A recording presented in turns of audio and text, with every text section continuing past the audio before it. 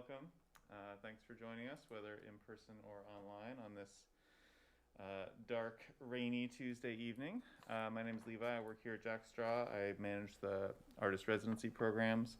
One of those is the Jack Straw Writers Program, which is one of the ways that we know Shin Yu Pai, although not the only one. And so that we had 3 different Jack Straw writers that were part of this Humanities Washington Speakers Bureau lineup this year, and so we've made this little 3-part series. You can check out the other talks on our YouTube and Facebook pages if you would like. But yeah, really glad to be here. We would like to begin by acknowledging that we present this program from the traditional lands of the Duwamish, Suquamish, and Muckleshoot nations and other Coast Salish peoples past and present who have stewarded this land for generations. Thank you all for being here with us, and thank you to Aaron and Daniel for managing the tech side of things. So we're presenting this talk as part of Humanities Washington's series, and they have a bunch of things that they would like me to say about that. So, without further ado, Humanities Washington is a nonprofit organization dedicated to sparking conversation and critical thinking, and it provides many other cultural programs to hundreds of thousands of people throughout Washington each year. Thanks to support from the National Endowment for the Humanities, the Washington Secretary of State, the Thomas S. Foley Institute for Public Policy and Public Service at Washington State University, and generous private donors, Humanities Washington Speakers Bureau presenters visit all corners of the state. And I would encourage you to visit their website, humanities.org, to find other events like this one. And they asked us to share this note on civil discourse. The Speakers Bureau program is designed to generate an open and honest conversation on many topics, some of which may be controversial. We encourage differing perspectives and viewpoints, but we also ask that you treat this topic, the speaker, and each other with respect. I don't have any concerns about that here in our studios, but everybody online, please maintain the same decorum. We haven't had any issues with any of these talks, no matter how controversial they might be. I also want to say, here at Jack Straw, this is connected with our writers program and our artist residency programs in general. And for those programs, we receive support from the City of Seattle Office of Arts and Culture, For Culture, Washington State Arts Commission, the NEA, Arts Fund, the Rainier Foundation, Lester and Phyllis Epstein Foundation, and of course, individual contributors. If you would like to become an individual contributor, we would certainly appreciate that at any level. You can find more info on our website about that. So Shin Yu Pai, who I think I first came to us through the Jack Straw Artist Support Program, and then as a Jack Straw writer right after that, so longtime friend of Jack Straw, is the creator and host of 10,000 Things, a podcast of Asian American stories produced originally for KUOW. She received a Jack Straw Artist Support Program residency in 2015 and was a Jack Straw Writing Fellow in 2016. A published poet and author of, is it still 13? Yes. 13 books. She currently serves as Seattle Civic Poet through 2024. And that reminds me, I don't know if you were going to mention this anyway, but there is an event this Saturday at the Chapel Performance Space, sort of a capping off of the year of being Seattle Civic Poet, or 2 years of being Seattle Civic Poet. Wonderful event, very Jack Straw adjacent.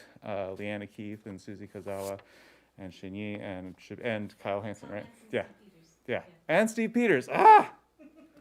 What a night. You must go. Her work has appeared in publications such as the New York Times and Atlas Obscura. She holds an MA degree in museology from the University of Washington and an MFA from the School of the Art Institute of Chicago. And she's my friend, and she's awesome. Welcome, Shin Yu. Thank you, Levi.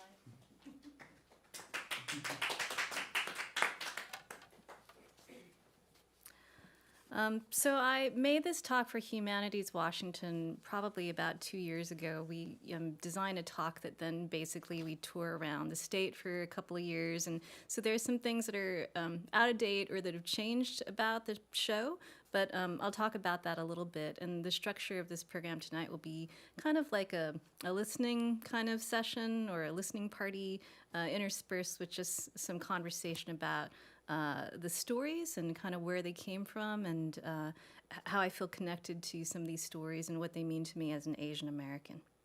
So 10,000 Things was a show that I made for 3 seasons with KUW from 2022 to 2024. And it was a show that I pitched to the radio station during the pandemic. In the year 2021, KUW put out a call for pitches from the community for shows that they wanted to see made. And I had worked previously with an editor at KUW and wrote to him and said I had this idea that I wanted to do a series about Asian American stories. And just, wanted to kind of test the temperature of whether or not he thought I should put together something more formal on paper, and he encouraged me to do that. And so I had this idea that I wanted to craft a series of stories around objects owned by Asian Americans, and the inspiration for the show was Congressman Andy Kim's blue suit. It was a J. Crew suit that he wore on the day of the January 6th insurrection that he was photographed in. I'll tell his story a little bit later, but his suit eventually ended up in the collections of the Smithsonian Museum. And it's just such a powerful object around which a story can be told about cultural and personal values and leadership that I decided that I wanted to craft this larger series around objects owned by Asian Americans, basically.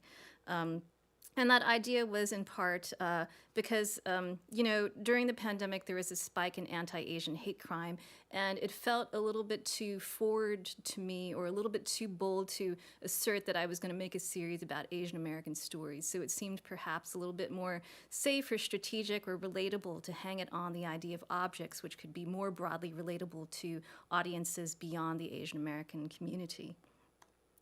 One of the stories that I told during the second season is a story built around Sean Wong, who is he's an English professor over at UW down the street. And rather than thinking of himself as a scholar, he thinks of himself as a literary activist, which we'll talk about in a little bit. But when Sean went through college at UC Berkeley in the 1970s, it was a time when the landscape of Asian American literature was really, really different. Like now, there are so many wonderful Asian American writers and memoirists and poets, many of whom have come through Jack Straw, everybody from like Jane Wong and E.J. Koh to Putsata Rayong and Sonora Jha. But back in Sean Wong's day, there were literally no Asian American authors to be found. And so he talked a little bit in our interview together about just what that was like coming up in the 1970s as the Asian American movement was sort of coming together as well, and what that meant for Asian American literature. So let's play this clip. I remember going to my American literature professor at Berkeley and saying to him, I'm interested in reading Asian American authors. I had taken a class in African American literature. And so I assumed that there was equivalent Asian American literature, literary history. And he told me there wasn't any. Just like that. And I remember walking away from his office thinking to myself, that can't be right. I don't believe him. Chinese Americans at that time, we'd been here 150 years. We built half of the Transcontinental Railroad. Somebody wrote a poem at some point. Somebody wrote a story, right? We cannot have been silent. Sean isn't the type to take no for an answer, so he started his hunt for books by Asian American writers. Tell me about that search for Asian American writers when you started looking for them. So there was a thing at that time called the card catalog. He started in the library, where there was no such existing category yet for Asian American literature, though there was Chinese literature from China. Eventually, one of Sean's teachers introduced him to Jeff Chan, another aspiring writer studying literature. Jeff knew Frank Chin, a guy in Berkeley, who had published one short story. That accomplishment impressed Sean, so he called up Frank Chin on the phone. And I said, I'm Chinese American, I write poetry and stories, and I hear you published a story. So with Frank Chin and Jeff Chan, Sean Wang and his friends embarked on editing an anthology called IE, which has existed now for 50 years. And it's this kind of seminal collection that collected together and recovered Asian American voices from that period, whether poets or playwrights, novelists, Asian American writers who were getting lost to time. And so Sean, in his early years as a literary activist, that was really this focus of his work, building this literary archive of Asian American writers and recovering these writers who he wanted to have a bigger circulation in the world.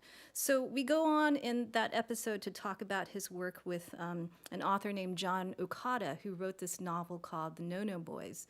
And No-No Boy was important because it was the first Japanese-American novel, and it was a book that was written about a conscientious objector who was incarcerated because he wasn't willing to serve in the American military. John Okada, who wrote the book, was a Seattle author who went through UW, so a kind of regional connection. But this book was... it kind of lapsed into obscurity, and Sean Wang, basically in the 1970s, decided to republish it, and it sold like 150,000 copies, and eventually he transferred the copyright to the University of Washington Press.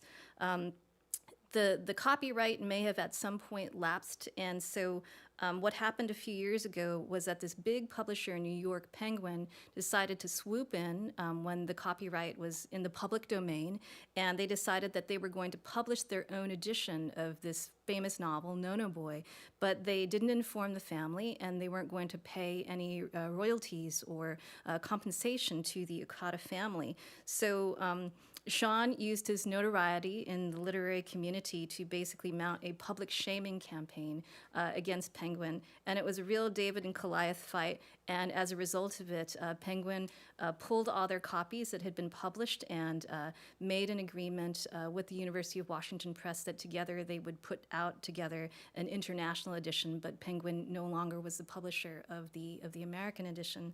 So it was kind of like this Herculean feat by this guy who's like an author, a novelist, an editor, in really using his skills as an activist to do incredible work for the Asian American community. So much of my work in the series, I try to capture stories from across the generations. Sean represents, a storyteller who's in his 70s and a little bit older. I'm myself a Gen Xer, but in my show, it's really important to me to show a range of perspective and experiences. And so in this story about the Asian Bicycle Club that I'll talk about, my guests are these millennial individuals who live in Seattle, Kylene Wang and Andrew Chin, and they were individuals who I was attracted to them because they share stories that are very much kind of like in opposition to a model minority myth. They talk about their lives and lived experiences in a way that kind of opens up or expands the way in which people may understand the Asian American experience. And they talk about developing this Asian space together, this bicycle club, and this gathering group that came together as a moment during the pandemic after the Atlanta spa shootings, when they felt that they needed to come together in some ways with community to grieve together about what was happening to Asian Americans during that period, and specifically the kind of violence that came out of that shooting. So I'll play you a clip from that episode. Asian spaces aren't a given. For those of us who grew up as some of the only Asians in our neighborhoods and schools, Asian space looked like Chinese school on Saturday mornings, or Asian American church services on Sundays, or family gatherings. For me, growing up in Riverside, California, I experienced Asian space when I grocery shopped with my parents in Monterey Park, which was an hour from our house. We were weekend Asians. The rest of our week was spent assimilating. Kylene grew up in Houston. Growing up, I've always just never felt like I fitted in with the Asians. My mom was a single mom, and she was never at home because she worked nights. Me and my sister just kind of did things on our own, and I found myself falling into like what they call like the on-level kids, like the people that weren't in honor classes. There are a handful of circumscribed stereotypes around what being Asian has to look like, many of them defined by academic performance. These limited stereotypes can be pretty painful to navigate alone. And I would see all of the Asians hanging out together and like getting food and just like I just always was that girl, the token Asian girl with all my white friends outside of that. For Andrew, even the connections to Seattle's Chinatown International District, the center of the Asian American community, felt estranged. My grandfather had this big gambling problem. My family in particular moved to Everett specifically to get away from Chinatown.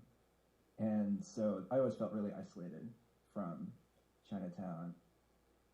For many of us, we live in between different communities and identities that bring forward different parts of who we are. But sometimes an unexpected event is put in front of us and makes us confront things that we may not have been ready to examine before. On March 16, 2021, a shooting spree took place across 3 spas in Atlanta. 8 people were killed. 6 of the people killed were women of East Asian descent. The youngest victim was 33, while the oldest victim was 74. Some were mothers, others were grandmothers. All died violently. I think I just got on my bike and started riding around, honestly. Kylene, too, was stunned. The whole Atlanta spa shootings literally flipped my world upside down. It just started hitting me like rocks or something. It's not just the shootings, but unraveling my entire life as an Asian woman. The pandemic brought anti-Asian racism and hate to the fore. Blamed for the spread of COVID-19, Asians were conflated with Kung Flu and the China virus. Asian elders and Asian women in particular were subject to physical and verbal assault, violence, and murder. Asian Americans had been in the negative spotlight before that, but in a different way. Tu Tao, a Minneapolis police officer of Hmong descent, looked the other way while Derek Chauvin knelt on George Floyd's neck. It was George Floyd's murder that pushed Kylene to examine systemic racism. I felt like I was starting from scratch, but I spent all that summer and year digging into Black history and just educating myself on that, but not actually on Asian Americans and stuff like that. Then Atlanta happened, and all of a sudden it was us. Asian women were the victims. So when the Atlanta spa shootings happened, I vividly remember where I was when I, read about that news. I was at the time working remotely for this nonprofit art school in Port Townsend, and was, in the process of really thinking about moving my family out to Port Townsend, which is a very different community in Seattle, less ethnically diverse, a little bit more isolated, and I remember that day my assistant wanted to reach out to me and ask me how I was. She told me, a week after the shooting, and my manager, my director, actually told this woman, a white woman, to not call me or talk to me about what had happened in the news to these Asian American women. And I know on some level my director probably thought that she was protecting me in some way from having to talk about that horror or that violence, but I think normalizing some of the violence that happens to the conversations around what happens to Asian Americans and the racisms and biases that they experience is really important. Otherwise, there is often this misunderstanding that Asian Americans are simply white adjacent as model minorities, and so I think, that experience really stayed with me for a long time, and it was a large part of why I wanted to put together a series of stories about Asian Americans like 10,000 Things, because I felt the need, just like Kylene and Andrew wanted an Asian space where people could talk about their experiences or share their grief. I think likewise the aspirations for 10,000 Things was also in that spirit.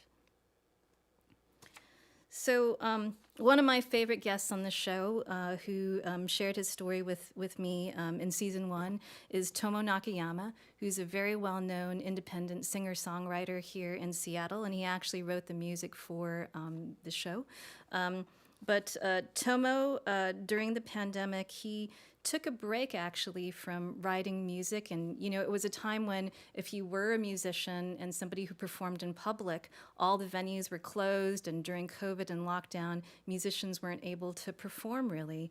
And so he found himself, rather than making music, he really got into a cooking habit. And he was really engaged in that time at watching old episodes of Midnight Kitchen, which is this wonderful Netflix series. It's made in Japan, which you're nodding your head. It's just a very sweet story series. It's based around like these wonderful, unique dishes that this restaurant chef basically makes for his guests who come to his restaurant. And Tomo got into actually making the recipes that are on the show. So we talk a little bit about Japanese cooking and Japanese flavors. Miso is a basic ingredient in Japanese cooking made of soybeans that have been ground and fermented. It comes in red, brown, and white varieties, which all vary in complexity, age, and taste. People who are really into it, they can tell what part of the country it's from by the flavor, or they'll identify really strongly with it. That's their childhood flavor, and so everybody claims that theirs is the best. This specificity of taste is something Tomo remembers from a trip to visit his family in Kochi, the region in southern Japan where he was born. My cousin's wife said that when she first married into the family's rice didn't taste right to her because she came from the mountains, and the family that she married into, they lived by the ocean. So just from being so close to the salt water, there's just a slight amount of salt in the flavor of the rice, which I wouldn't be able to tell, but she said, yeah, it took me years to get used to that flavor.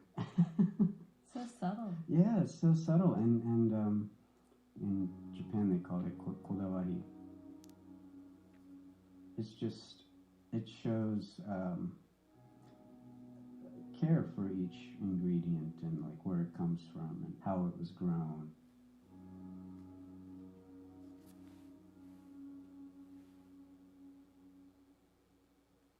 So what I really loved about Tomo and Tomo's story as an artist is that even though he went through this kind of fallow period as a songwriter, he was still, being creative through that medium of cooking and that intimacy with cooking ingredients, getting to know flavors. It became a kind of metaphor for also the playing of music. First you figure out your ingredients and you're following your recipe, just like in the way as you're learning a song, you might be learning the chords or the notes, and you get to a point where you understand the flavors and the components so well that you can finally begin to improvise with these ingredients and create completely new dishes.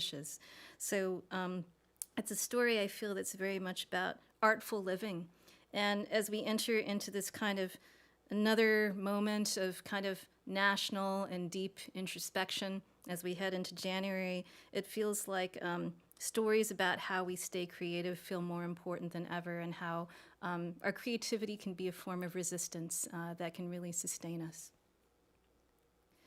So I'm going to spend a little bit of time telling you a story about the namesake for my podcast. So before it was 10,000 Things, it was called The Blue Suit, and I'll tell you about the name change in a little bit. But Andy Kim is this congressman from New Jersey who is now, I believe, a New Jersey state senator, the first Korean American in all of history.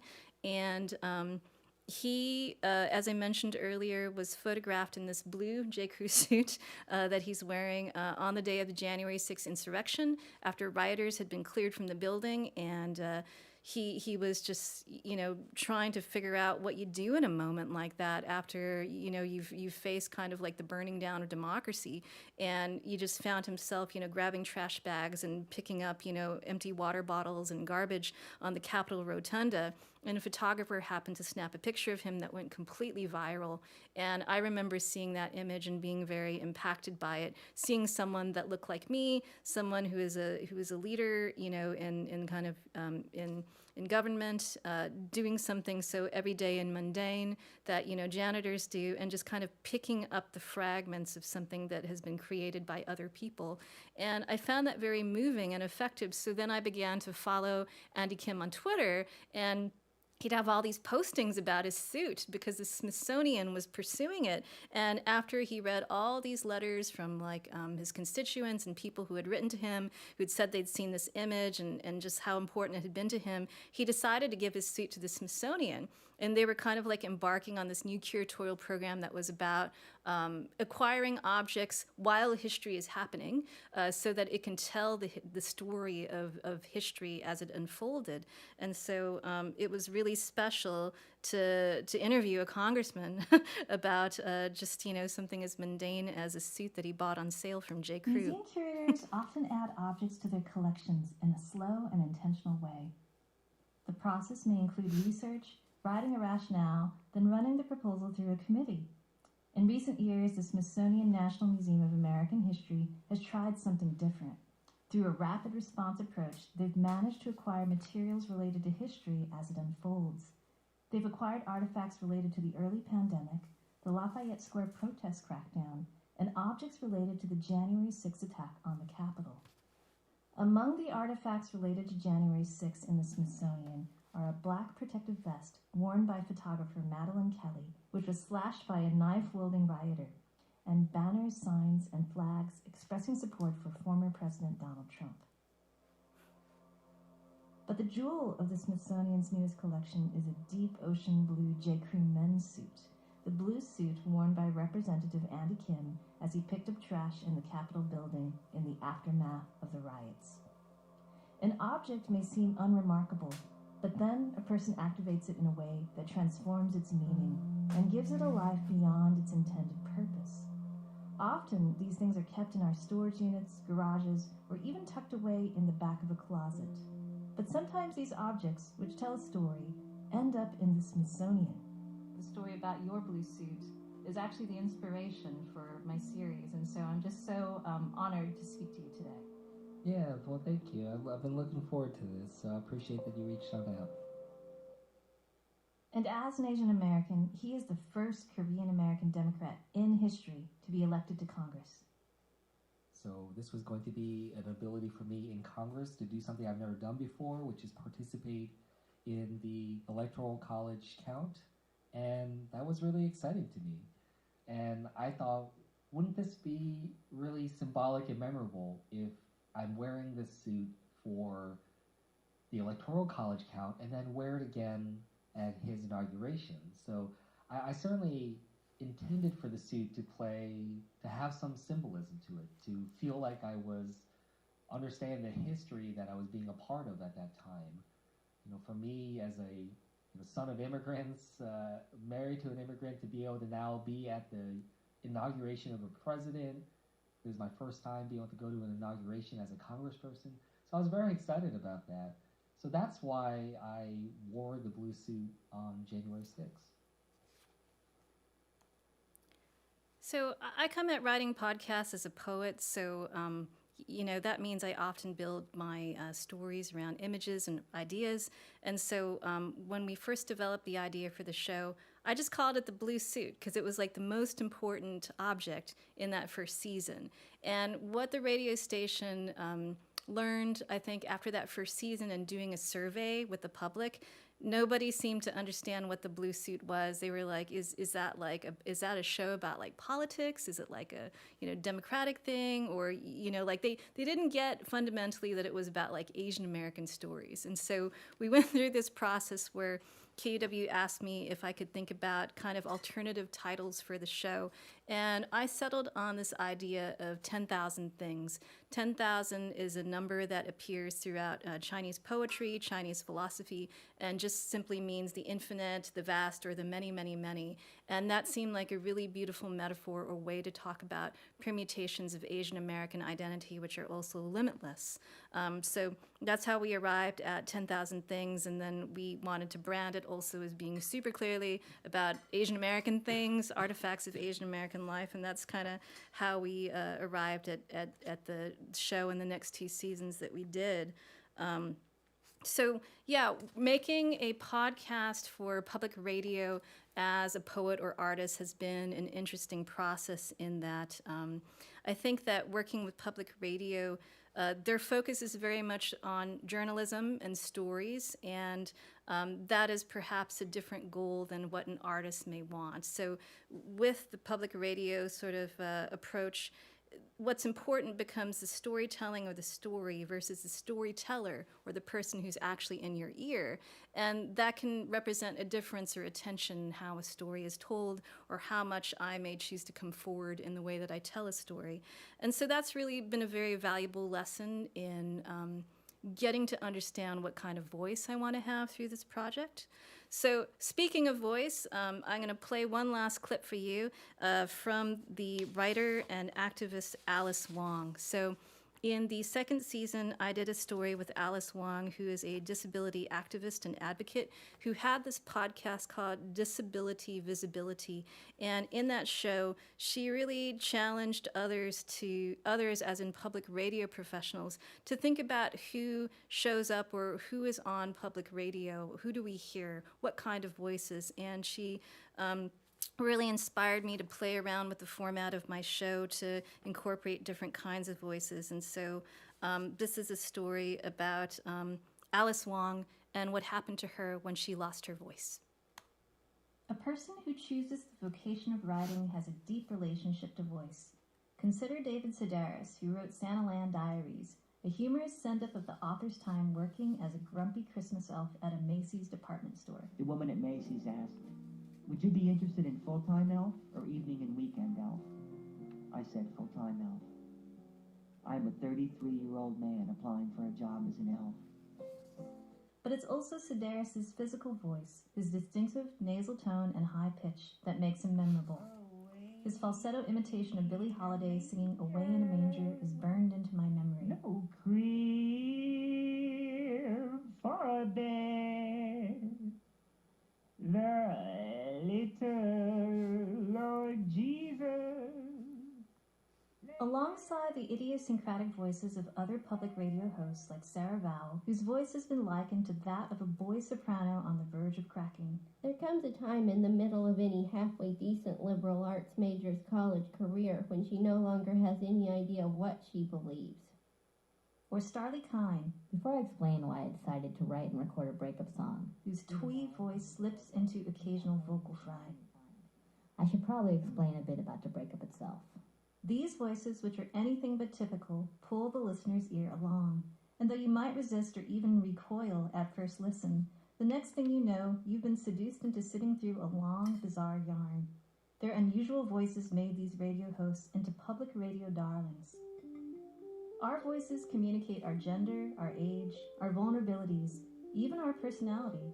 No matter whether or not we like the sound of our voice is deeply identified with who we are. So when a public personality actually loses their voice, what happens to that sense of self? How does a person recover from that loss? Alice Wong is a Chinese-American writer and podcaster who confronted these issues head-on. During the pandemic, Alice had several medical crises that led to a 4-week stay in the ICU. She was discharged with a tracheostomy, a tube inside her throat attached to a ventilator that allows her to breathe. She can no longer talk with her natural voice, so instead, I use an app on my iPhone and laptop called Proloquo for text. It is a text-to-speech app that I started using last summer after losing my voice due to a tracheostomy. I use it every day from the moment I wake up. Aside from gestures and making sounds with my hands, this is my main mode of communication, so I use it often the entire day. So getting to interview Alice was a really unique opportunity. In order to do the interview, we had this Google document that we shared back and forth, and she wanted to answer the questions in writing first. And when she felt that she had given me what it was that I was looking for and needed, then she went and she recorded or vocalized the parts and had her app basically generate the voicing for it. And so it was a really interesting way for me and my team to work in a way that was more accommodating to a disability, which was a really positive experience for us in really changing up how we do the work that we do. So to kind of speak to where I'm at now with the podcast, right before the election, KUW let me know that they would not be renewing the show. They canceled the show because of financial challenges and the lack of funding to be able to continue it. So in these interim months, I have been, I think, really reflecting on how I want to continue the show, if I want to continue the show, and I am very close to signing an agreement with a major podcast network in New York to be my production partner and distributor for the show. And my hope is that I will begin producing the show again in January or February with next year. I've done a round of funding that allows for the production of a full season of the show, and we're going to raise additional funds together as well, hopefully some sponsorships and foundation grants that can help to really make the next season much bigger, much weirder, much artier. We're not just going to do Asian stories during the month of May, during Asian American Heritage Month, and I'm excited to go back to interviewing artists and activists as weird as I want, and to be able to be really abstract in the objects that I want to do, like names and voices. They aren't always objects, you know, and I think the idea of letting my own voice and story come forward a little bit more is really exciting to me, in that I make this show about Asian American stories, but the show is also Asian American because my perspective is Asian American. And so I think that this opportunity to reimagine the show is really exciting and just represents an opportunity to keep stretching my practice, which I'm very excited about. So I'm happy to take any questions, and we have a evaluation from Humanities Washington that if you scan that QR code, if you're online or you're here in the room, I know that Jack Straw would love for us to be able to fill that out for Humanities Washington. But if anybody has any questions, I'd be happy to take them, whether online or in the room.